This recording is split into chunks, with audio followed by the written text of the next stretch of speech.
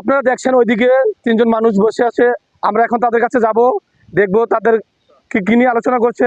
চলেন যাই তাদের সাথে কথা বলি।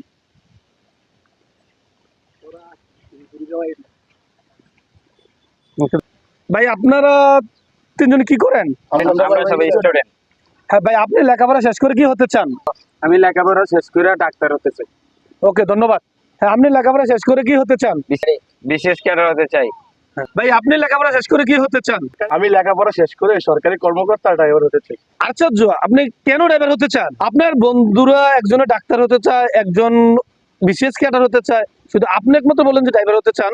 বাংলাদেশে সরকারি কর্মচারী ড্রাইভার হওয়াটা অনেক ভালো, কারণ বর্তমানে ড্রাইভাররাই বিশেষ ক্যাডারে নিয়োগ দেয়। ধন্যবাদ আপনাদেরকে বুয়া টিভির সাথে থাকার জন্য।